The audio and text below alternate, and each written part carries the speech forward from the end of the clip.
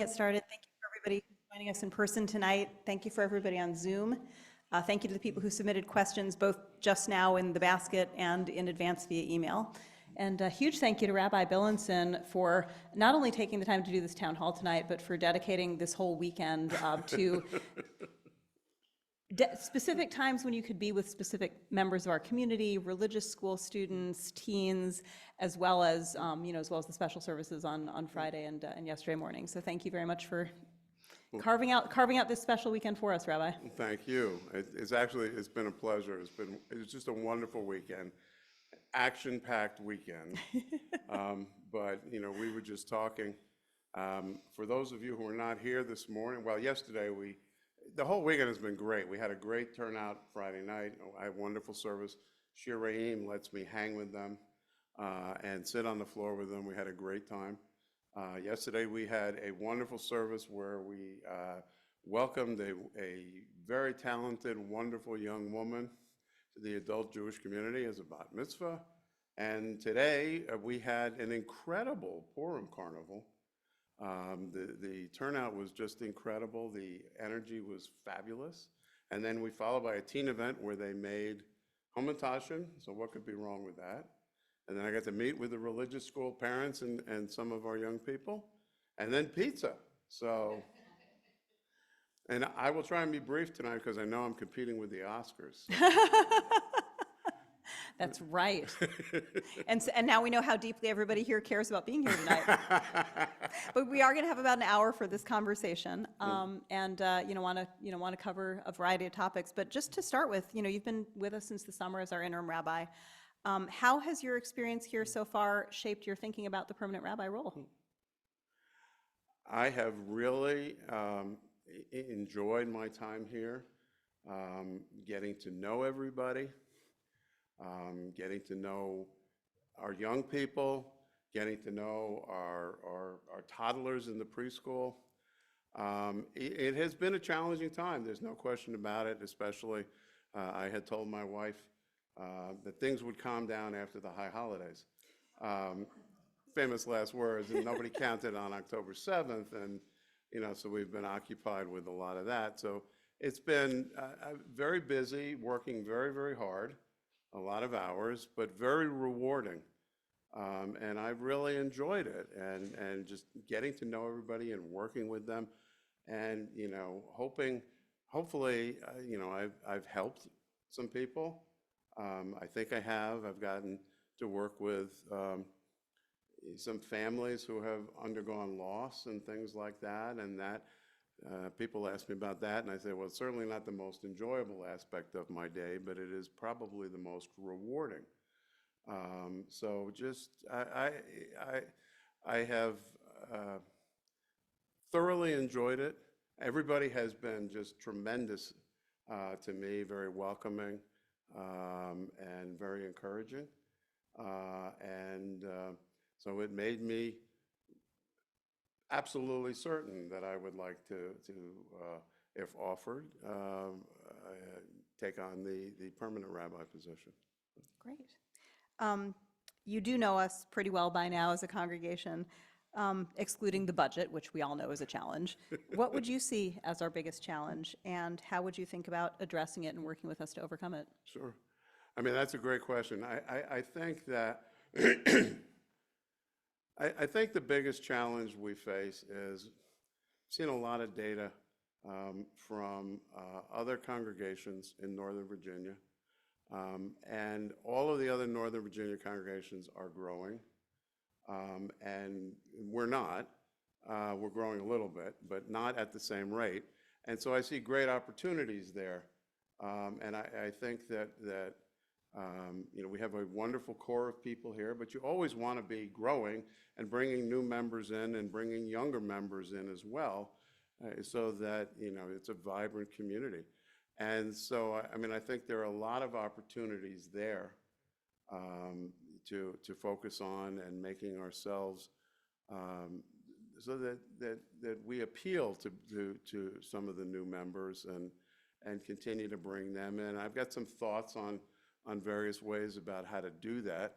I don't know, do you want to hear some of them? I would or- love that, actually, yeah. I mean, one of them is, I would love to see us, I understand at one point in time, we had a junior congregation program a number of years ago, and then COVID happened.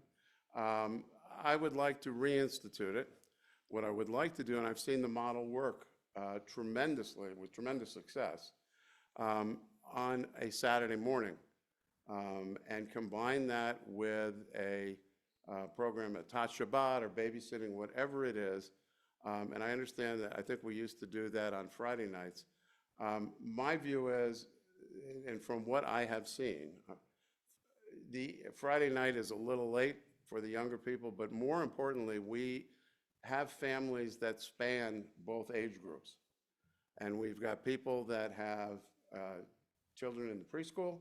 We've got children that also have children in the religious school.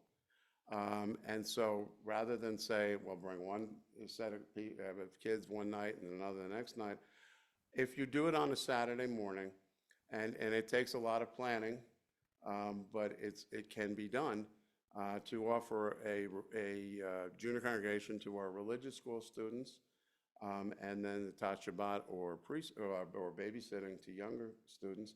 You tell the parents, you have to remain in the building if your children are here. You can't drop them off and go get coffee. And so what happens with the parents is they come into the service, and they get to see the service, and they get to know the people. And one of the things that we have done is, and thanks largely to Sarah, is on Saturday mornings, we have a lunch every week. And we've had, some people have sponsored it and some people have not. But it is amazing to get people, you see them all coming together after the service, and they stay, and they communicate, and they share ideas with each other. And that's one way that you really build community. And as I said, I've seen that model be very successful. And those people, end up becoming more involved in the synagogue, and offering those kinds of things appeal to parents with young families. So that's one of the things, that I would like to see. But there are any number of them, and a lot of outreach opportunities and things like that. Creative kind of fundraising activities as well can bring people in. So that's one of the things. I see that as it is a challenge and an opportunity. It really is, so. That makes a lot of sense. Yeah, I know membership and how do we get more people here was on a lot of people's minds. So thank you for addressing that early on. Thank you. And, I think part of it is also, we really need to think outside of the box too. And, one thing, if you get complacent and you just continue to, and not just us, but any community, you get complacent and continue to do the same things you've done before and say, well, this is how we've always done it. You're not going to get anywhere. So, we need to think, and I think one of the things that brought me here in the first place was the creative thinking that had gone on about services. And I just think there are a lot of opportunities that we need to think about and implement. So. If you look out 5 or 10 years into the future and you imagine wild success, what does that look like for yourself, and what does that look like for Adat Reem? God, these are tough questions. No, what I would view as, and my vision for this congregation would be, we're still recovering from COVID. I understand that, and it's still hard getting people back in the building. But my vision of a thriving community would be significant attendance at various services, as well as some of the activities that we offer. But having people in the seats and participating and enjoying and finding it meaningful, that's my vision of what a successful organization is. A growing organization one that can bring in a substantial number of new members, including younger members. I mean, I've seen the model where young members are not coming in. The synagogue I was in Syracuse was the old guys kept on control of everything, and no young people came in. And that church, that synagogue is now a Lithuanian church or something, because it just couldn't sustain itself. So I see both of those, and the increased membership, the vibrant membership, people involved, and just getting involved on a volunteer basis. We have a core of people here who do so much, but there is so much more we could do if we can get other people involved as well to volunteer. So I would look at it at that. In terms of my own personal success, if it is a success, I do not intend to retire anytime soon. A couple of people have asked me questions. A woman asked me this morning about, what I intend to do and how long I intend to stay. A woman with a daughter in the religious school. And, if we are successful and I am comfortable and enjoying myself, and the congregation continues to want me, I am certainly open, to extending beyond a 3-year contract. Never meant to close the door at that, but it's a two-way street, because the congregation obviously has to be happy as well. That's why you do a 3-year contract, so that it gives the congregation flexibility to determine, is this what we want? So I could definitely see myself for a number of years out, if we are successful and working together and continue to like each other, certainly see myself extending out into the future. Thank you. Thinking about how you would approach the role as permanent rabbi, what would you do differently, or what new things might you introduce that would make it different from the way you've approached the interim rabbi role? What would I do differently? I mean, I think I have a better understanding now of the community. I mean, I was always familiar with it, but I've gotten to know many people. So I think I'm more familiar with that. I think that I would like to explore, I guess, sort of expanded relationship, if you will, with the board and the executive committee, because my view is it's really a partnership. I do think that the rabbi in a congregation has to be the ultimate arbiter, if you will, of religious questions. But not, we talked about this actually with the religious school kids. I mean, I am a very different rabbi now than I would have been if I was 30 or 35 years old or ordained right out of college. And so I am not a doctrinaire kind of person. I don't come in and say, this is how it is.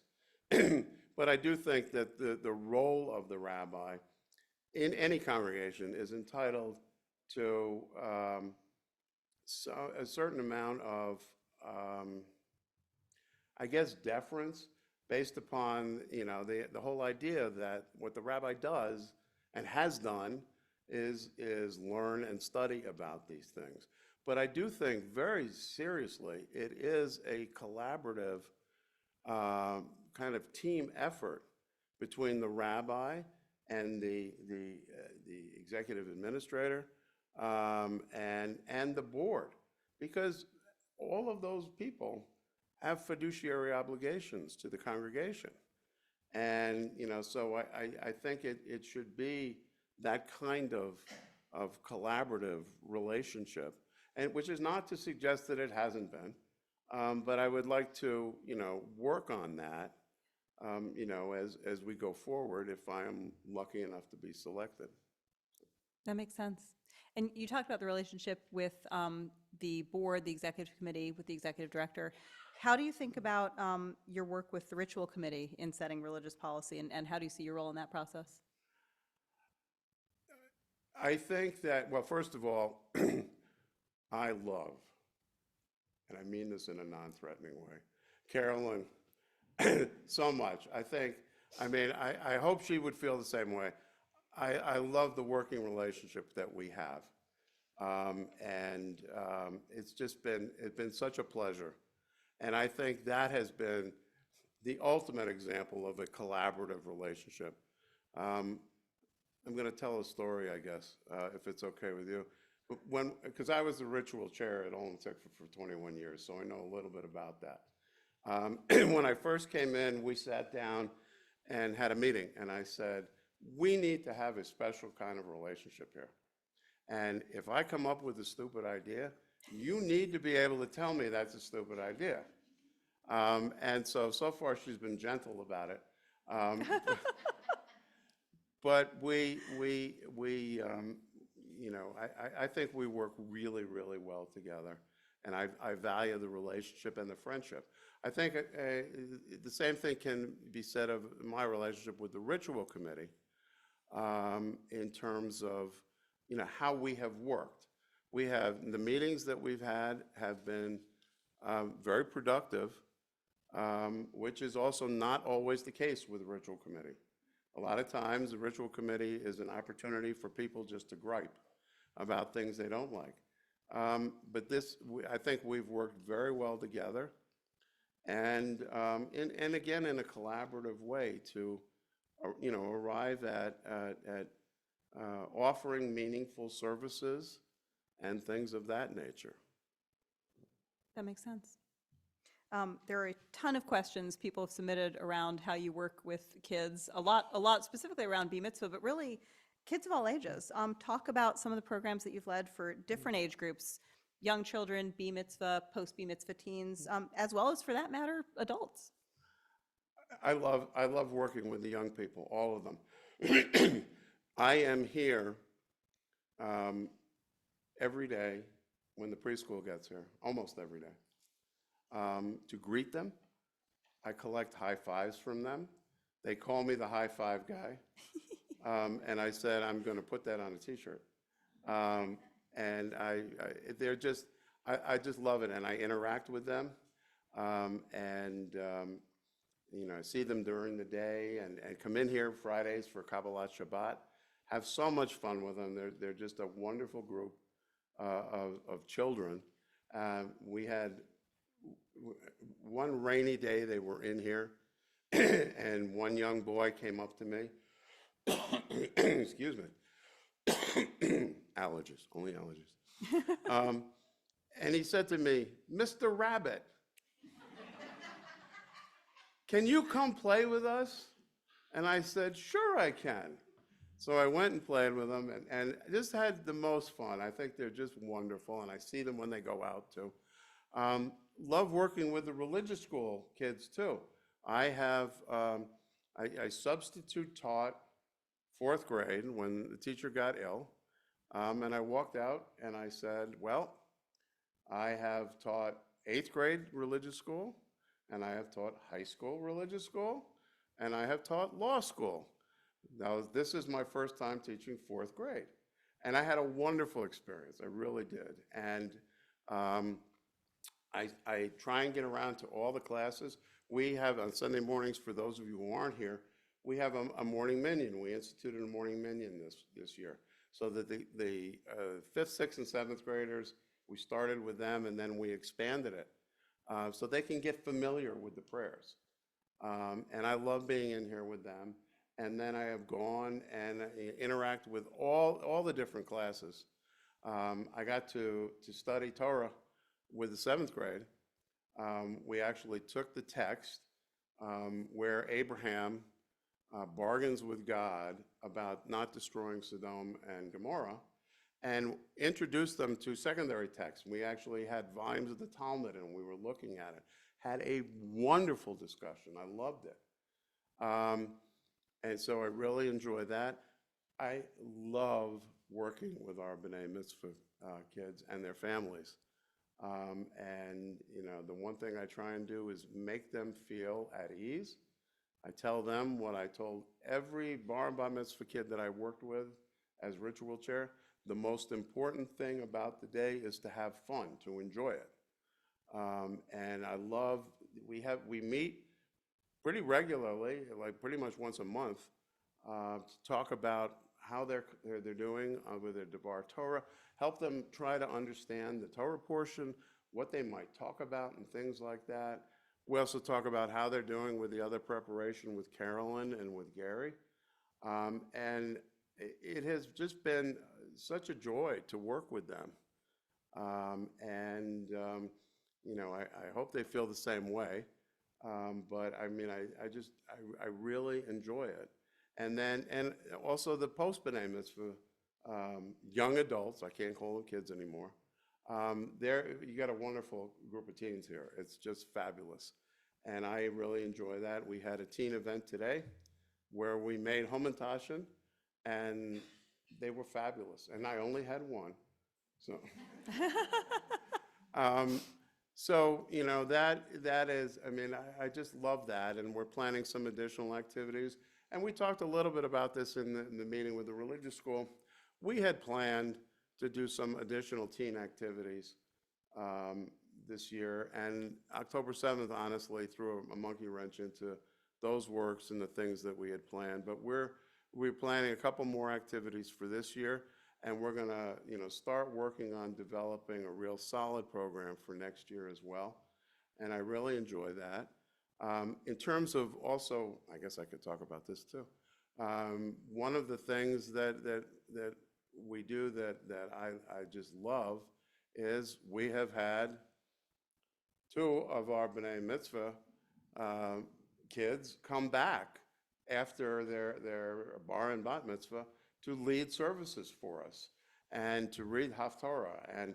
And I think that's so important to encourage that for them to come back and to do that. And the other thing we've done is some of the younger, the kids who are preparing for their B'nai Mitzvah, we've had them come in to services as well.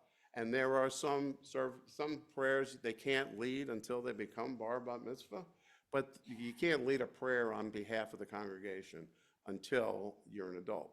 But there are all sorts of things they can do, like the Shema, the V'ahavta, and Adon Olam, and Aleinu. And so we have brought them in to do that so that they are, number one, they're feeling comfortable being in the sanctuary, but they're also seeing and getting accustomed to what they are going to do on their big day. So we want to do that, and we want to encourage everybody who's already been bar bat mitzvah to come back. And I'm not going to put anybody on the spot, but I'm encouraging them to come back and do that. One of the things we also talked about, I guess in the past, we have had post bar bat mitzvah kids come back for the high holidays and read Torah. I think that's wonderful. I really encourage that, and I think that's a wonderful, wonderful thing.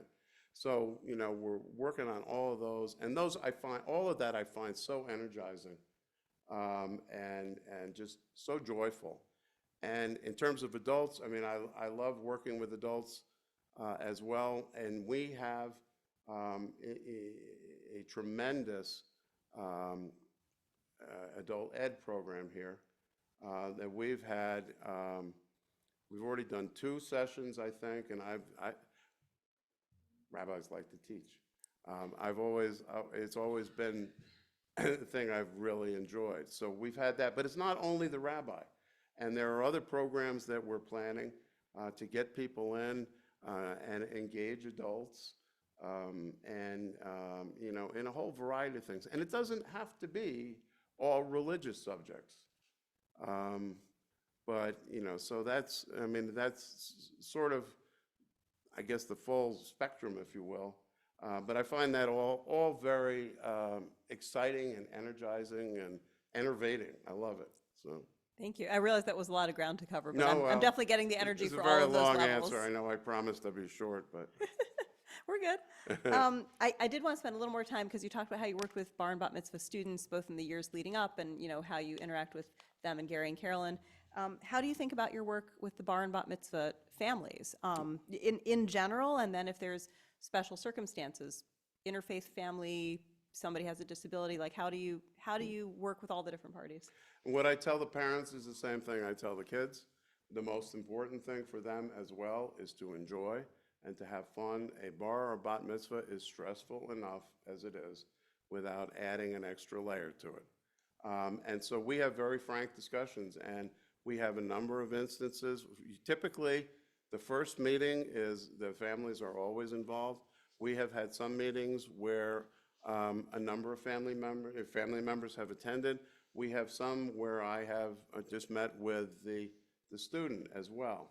But we are talking all the time and interacting, and trying to find out if there are issues that need to be addressed, such as interfaith families up front, and we approach it head on. And what I have told them is we want to be as welcoming to interfaith families as any other family.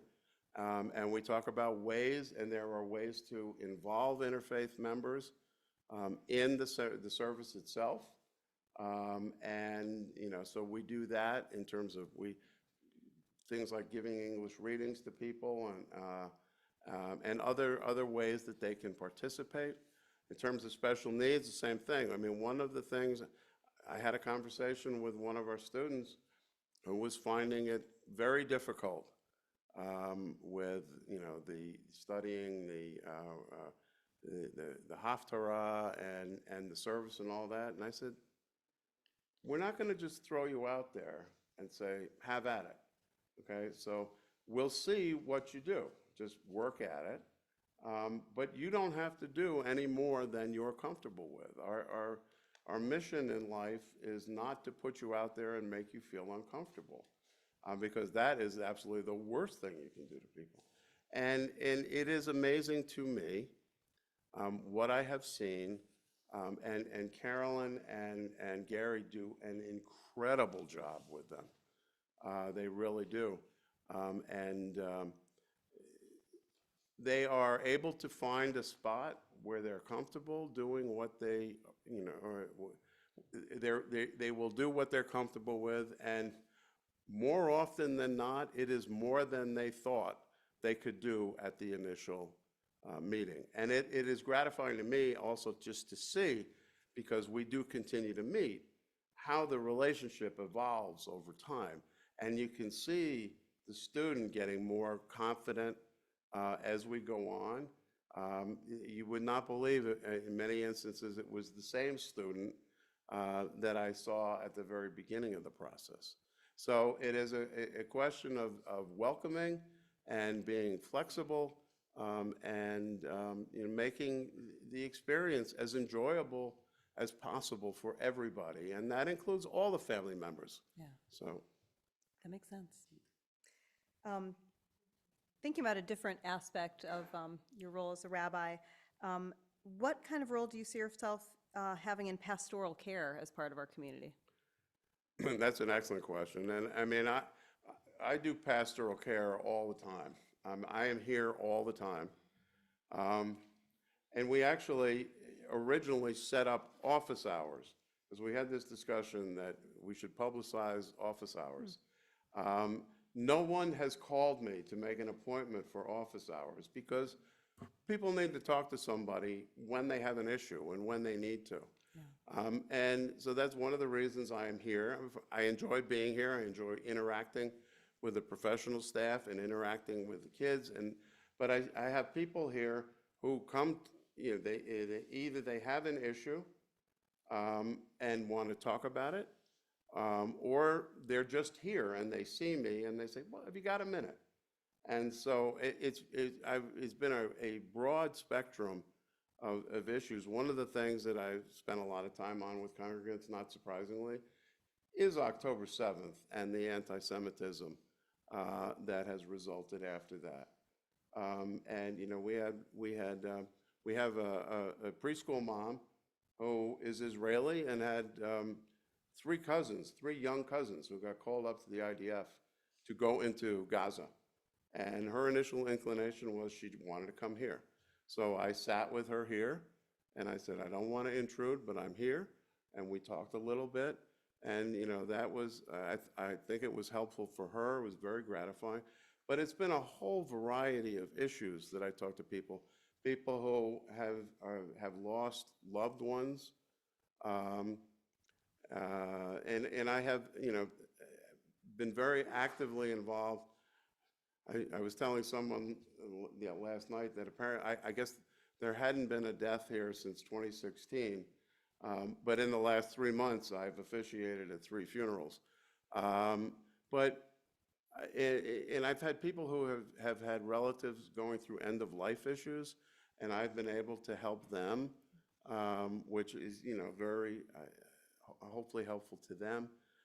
So it really is a whole variety of issues that I deal with, but I do deal with it pretty much on a daily basis in one form or another.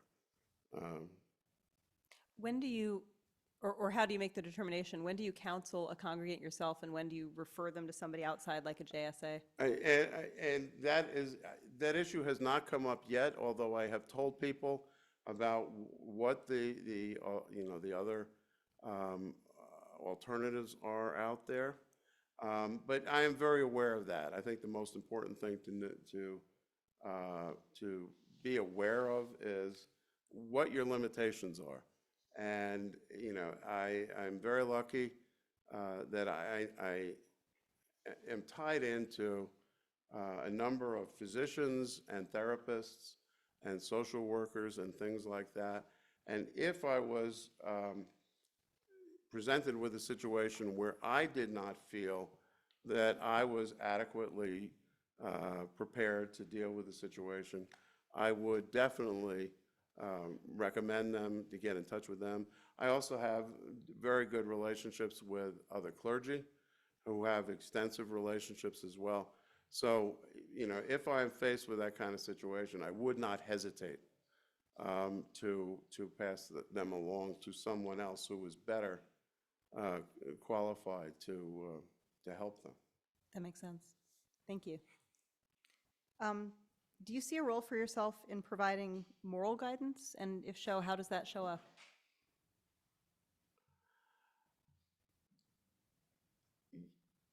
Yes, I think so.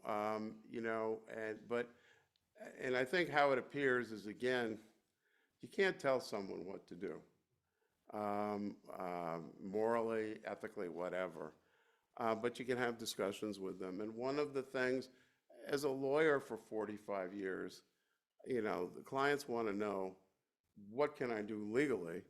But oftentimes you get into, legally, you might be able to do this, but here are some reasons why you might not. And so I think that that's kind of a gentle kind of shaping process, if you will. Again, rather than telling, so the worst thing you can do is say, you can't do this or you must do that, especially where you get into issues of morals or ethics or something like that. Yeah. So that's how I would approach it. So. That's really interesting, because somebody else asked if you could compare and contrast your experience in the legal profession with the theological profession. Well, it is very interesting. I mean, number one, and I've had this discussion with a number of rabbis over the years. The disciplines are very similar in terms of studying law and how you study Jewish law. In fact, there are canons of statutory construction for civil lawyers and criminal lawyers, as there are, for looking at the Talmud and the Torah and things like that. But beyond that, I think it's you develop judgment over time, dealing with people and dealing with different situations. One thing I will say, we talk a lot about October 7th and the aftermath, and I spent a lot of time talking to rabbis about it and other clergy. And there's really nothing that could have really prepared us for what happened. But I do think if there is something in my background that helped prepare me, I spent 45 years really doing crisis management. It was high-stakes litigation, and I was the general counsel of the largest utility in Baltimore. And so every day was a crisis, and so you have to manage through it, and you remain calm and bring a sense of calm to your clients or your community or whatever it is. And so I think that helps prepare me for the whole situation. And things are constantly coming at you, but you can't throw your hands up in the air, and you can't get hysterical about it. So I think that has helped in terms of maintaining a sense of calm, and we can get through this, and we're all in this together. So that, I think, has helped. So. Yeah, thank you. There were a lot of questions around spirituality and religion, not surprisingly. How are you continuing to develop and strengthen your spiritual practice?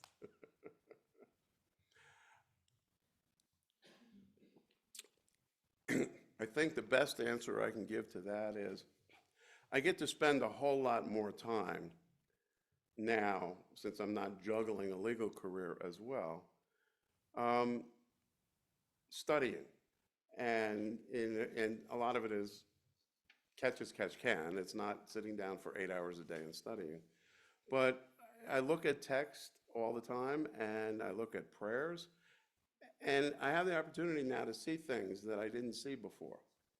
And the other thing is that when I was acting as a lay cantor, you're going through the service, and you're focusing on here I am now and where I need to be and all that. And you don't have the luxury to sit down and delve into it and what it really means. And so I do get that opportunity now. And from a spiritual standpoint, that helps me a lot. I think that interacting with members of this community and seeing what issues people are dealing with and trying to help them negotiate through them, that gives me great, I think, spiritual guidance, but also satisfaction as well. So it's a combination of, those kinds of things. Thank you. How do you engage people in Judaism when their lives may be largely secular? I don't tell them what to do. I actually had a conversation with someone today who said that, her husband, is really not interested in Judaism and all that. And I said, that's fine. I think that trying to offer people meaningful experiences is helpful, but you can't make anybody go where they don't want to go. I think it's important to meet people where they are. And again, this comes back to this whole not being doctrinaire and not saying this is how it has to be or anything like that. And I think that people, if they experience that and they see that it's helpful or meaningful, it's really, it's a question of baby steps, if you will. And so someone has to go through an experience and find it meaningful, helpful, sometimes joyful, then maybe they're willing to take the next step. But what I view it, my job is to give people the opportunity to do that, not to make them, not to try to make them, not to be judgmental either. I hear a lot about, parents tell me, well, I can't get my kid here on Saturday because they've got soccer or they got this or that. We raised 4 kids in Northern Virginia too. I understand. It's not a black and white kind of thing. So I think being receptive and not trying to tell people what to do, that's my approach. Whether that's the best approach or not, I don't know, but that's mine. Thank you. When it comes to children, why should our children pray, and why should our children be Jewish? Um, I think children, I think teaching children to pray um, in a meaningful way is very helpful because, and that's part of what I'm trying to accomplish here, like in our services. The other thing, we have some of our younger children who are not even um, studying for bar bat mitzvah yet. I try and bring them up as well, get them involved in the service, even if it's opening the ark. Just open the ark or come up here and do Adon Olam or something like that. I think they find it meaningful, but the biggest thing is, I think, is making them feel comfortable with the ideas of what it means to be Jewish, and the whole experience of what it means to be Jewish. And if they're comfortable being in a sanctuary when they're 5, then they're going to be comfortable being in the sanctuary when they're 10, 15, whatever it is. By the same token, if they're not comfortable, and we've all, I think, seen synagogues where, there was a child who was there and made a noise, and everyone horrified, shush that child up. So that's a horrible experience for the child, for the parents, and for the congregation. That's not me. I've actually told people, you don't need to worry about it. If a child is having a meltdown, we all need a break sometimes, even adults, so they could go out for that. But I want them to be comfortable. And starting to build the building blocks of prayer, I just see them. They sop it up, and they can move on. It's like any kind of education, really. As long as you make it enjoyable for them, I think kids naturally want to learn more and more. In terms of why they should be Jewish, again, I wouldn't tell anybody one way or the other what to do.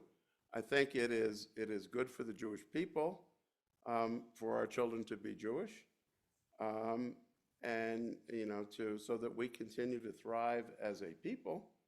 But again, it's a very personal decision that if people were to come to me and ask my advice, I would share with them some reasons why I think it would be helpful, but I would never try to tell someone how they should raise their children. That makes sense. There were several questions about specific aspects of practice. For example, what's your philosophy and approach when it comes to interfaith marriages? This is something that I have thought about a lot and talked with my wife about a lot. I will tell you, I have already officiated at an interfaith marriage. I was honored to officiate at my oldest daughter's wedding when she and her wife, who was not Jewish, got married. It was the honor of a lifetime to me. To me, I would be willing to officiate at an interfaith marriage, and for this reason. And we have dear friends. The wife is Indian and the husband is Jewish. And years ago, when they wanted to get married, they could not find a rabbi who would co-officiate at the service. And so as a result, that hurt them tremendously, both of them, that they could not find a rabbi that would support them when they needed that. And so that's how I view it. If people are getting married and the Jewish spouse wants, and the non-Jewish spouse wants to have a rabbi officiating, I think you drive the people away when you say no. And there's all sorts of data on interfaith families, and it turns out, I think I said this before, those of us who grew up at a certain point in time, especially in conservative synagogues, the high holiday sermon was always, interfaith marriage will be the death of Judaism. I've heard that several times growing up. Turns out not true at all. And as a matter of fact, sometimes it makes the faith stronger within the family. And we have dear friends also who, the husband is Catholic and the wife is Jewish. They had 8 kids, I think. And all of the kids were raised Jewish and went to religious school, bar and bat mitzvah. And so they kept the faith alive. And it is something within the family dynamic that's very important. So yes, sorry, again, long-winded answer to a short question, but I certainly have and would officiate an interfaith marriage if I had the honor of doing so. Thank you. What's your philosophy and your approach to conversion? I am all in favor of it. As long as I think you have to have some very long discussions and heartfelt discussions with the person who wants to convert to make sure that that is something that they really want to do. But I fully embrace it, and would be honored to help people who wanted to study for and to actually convert. So. Good to know. What's your philosophy and approach to using technology in services? We had a specific question around, do people on Zoom count as a minion? But I think there's a more general interest because it's something we're navigating as a congregation. Well, can I answer that question? Yeah, sure. The second question first, because there's been a lot of misunderstanding around that.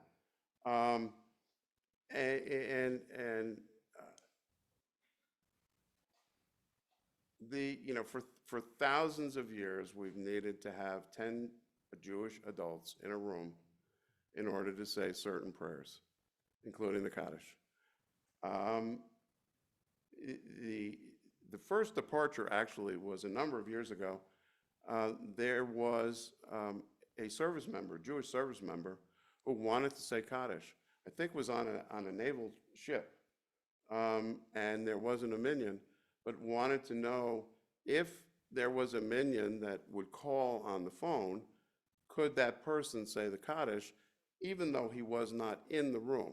And if you get into the Talmud in terms of 10 people in the room, there's all sorts of arcane discussions, like, what if the room has a door, and what if the room has a door, one of these Dutch doors that's split in half? So if the bottom is closed but the top is open, do the people outside count? And the answer to that is yes. It count in terms of making up the 10. So then we got to COVID, and we couldn't even have 10 people in a room in the very early days of COVID. And so a number of congregations turned to Zoom as well. And some congregations, like ours, adopted the rule that people on Zoom would be included in the computation of the 10 people for a minion.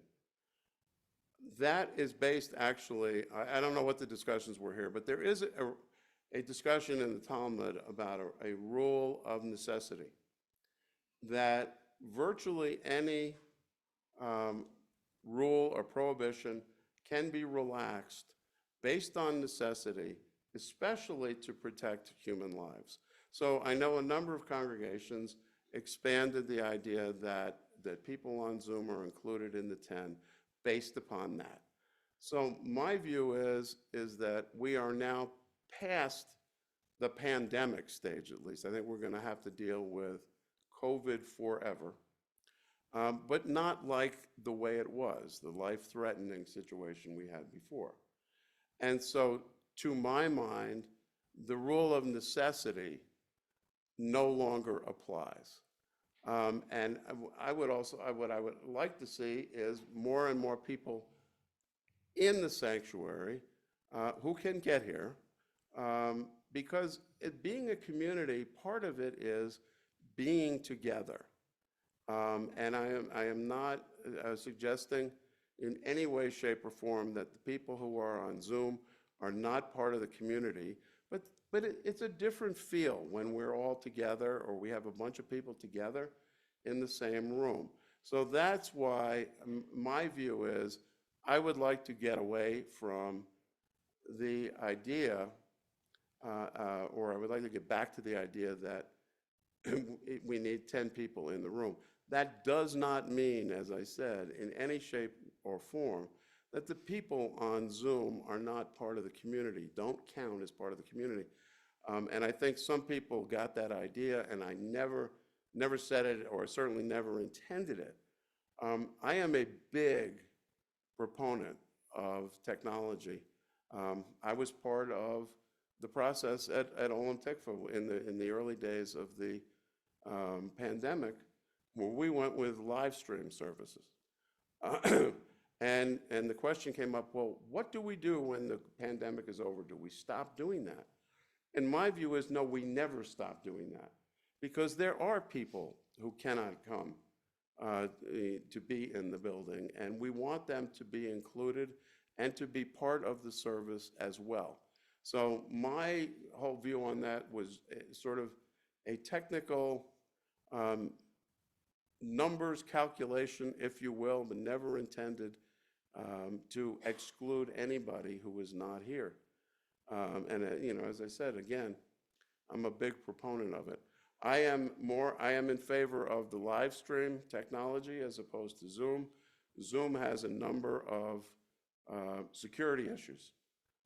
There have been people who have hacked into Zoom services and Zoom events, particularly for the Jewish community, and have done disgusting things on them.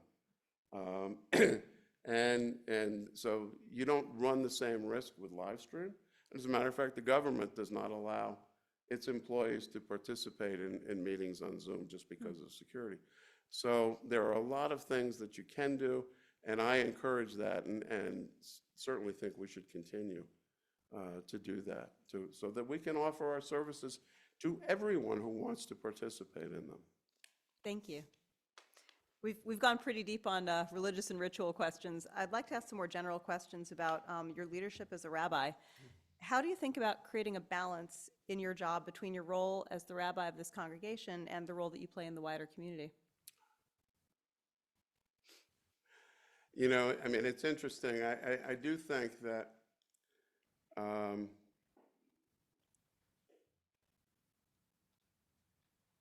sort of in a different position, because I've been in this community for 45 years, although I've only been a rabbi for a few. But I have great relationships with other synagogues, other rabbis, people in other synagogues. And I think I have developed a reputation in the Jewish community. I think I'm fairly well known, just all the different activities, going all the way back to being the president of George Mason Hillel when Rabbi Aft was the rabbinic advisor. And I think that that's been very helpful. I maintain those relationships. And I hate to keep coming back to October 7th, but following October 7th, when all the rabbis got together, I was really welcomed into the rabbinic communities, especially in Northern Virginia. And I think partly because of the relationship, the reputation that I have developed, and then the people who are familiar with me.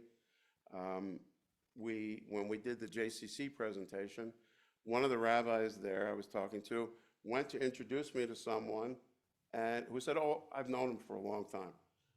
So I think that's been very helpful. And the rabbis, even the rabbis I didn't know, have been very welcoming to me, to include me in the community. And I think that has played a role in it.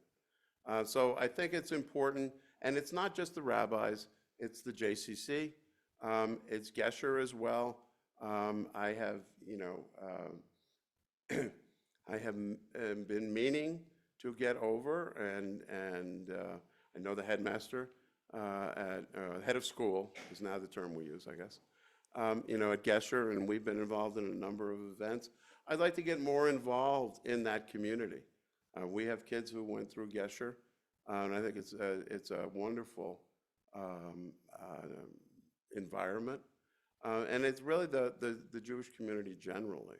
So that, hopefully as we move more into sort of normalcy or some semblance of normalcy, have that opportunity to do that and maintain and further explore those relationships. And I've been now on 2 presentations with the rabbi at, it's the Reform Synagogue in Reston. I can't remember the name of it. I can't either. But Northern Virginia Hebrew, somebody said. is that it? Maybe that may be. But anyway, so we've developed a great relationship. And so we've been talking about getting together for coffee and just to talk and to share ideas. So, and the interfaith community as well. I was just going to ask about that. Well, there you go.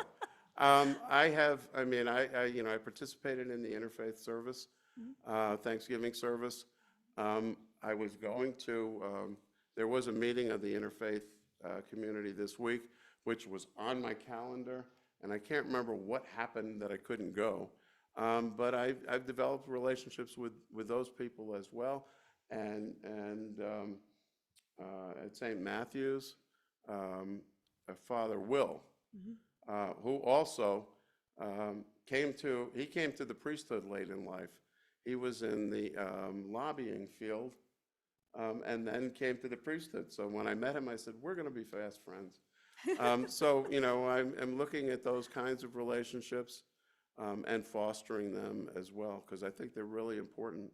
Yeah. And some of the clergy have been really supportive of us as we've gone through this difficult time. And I think there are a lot of good friendships there. So I'd like to further explore those. That's great to know. What would you say is the most important lesson that you've learned during your time with us so far? Oh my gosh. I know, these are really light questions from the really. congregation, aren't they? Can't we ask, like, what's my favorite color or something? That one's coming. Well, the most important lesson I've learned. Or an alternative framing of it that came from somebody else. What most surprised you when you came here? Oh my gosh.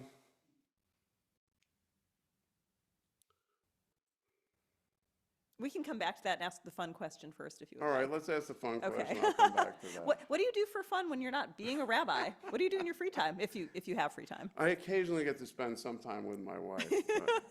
But we were just talking about this, that, when the pandemic hit and we were all of a sudden, instead of commuting to 2 different places, we were spending all of our waking hours together. To both of our surprises, we decided that we really like each other. So still, that's right. She puts up with me. I appreciate that. I love music.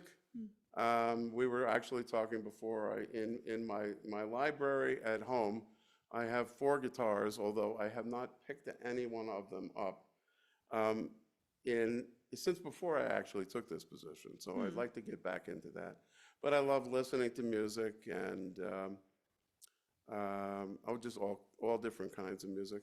We don't have any grandchildren, but my daughter has a dog.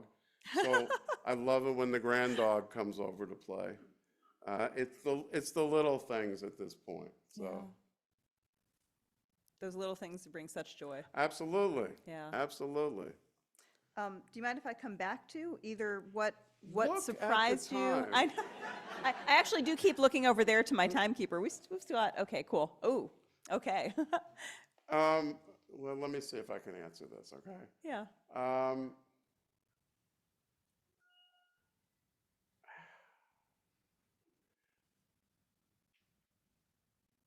Most surprising. I'll tell you what the most surprising thing was now that I think about it, okay? And it comes back again to something we were talking about with the religious school. My background is, there's no surprise about it, is more traditional Judaism, if you will. And so I wasn't sure what to expect with the spirit services, never having gone through something like that myself.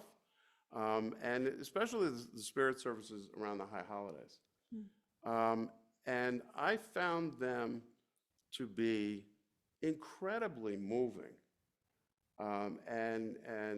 You know, looking out at people, first of all, they were very well attended, and a broad age group, and that was very gratifying.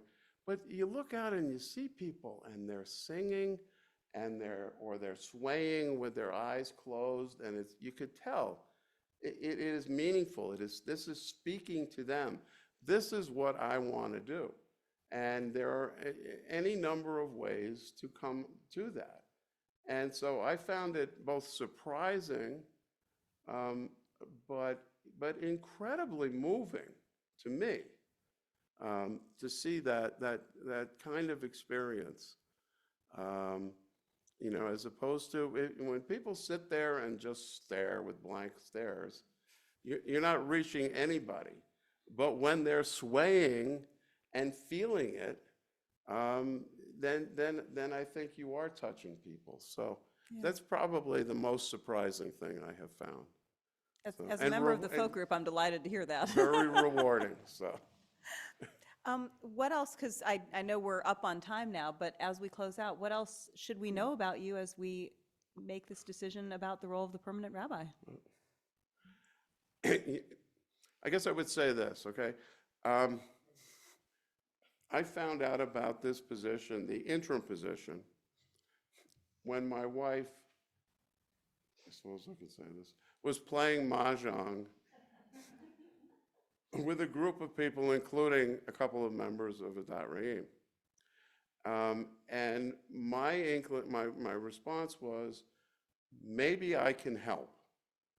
You know, I had been at Fort Belvoir, didn't think I really wanted to be a pulpit rabbi, but that position convinced me that I really did, that I loved it.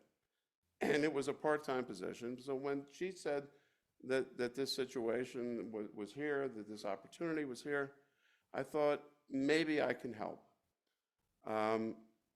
And it's been the honor of a lifetime to have this position. It really has been. And to get to know so many people. I believe I have helped. I hope I have helped, both people individually and the congregation. I think that I am by nature sort of a calm, steady person. And I think that we have that kind of atmosphere in the congregation now, that there is a level of calmness and togetherness. So I hope that I have played some small role in helping that. And as I said, it's just been the honor of a lifetime. And I would be incredibly honored if the community decides that it would like to extend me the offer of being the permanent rabbi. I've also made no secret about this since I came here, that I want this community to have the rabbi that they want. And you know, finding a rabbi is a very intricate, difficult process. So whatever the community decides, I will be completely supportive of, and I think that everybody needs to know that as well. So I thank you all for this tremendous opportunity, and I thank you for your consideration in this tremendous new opportunity as well.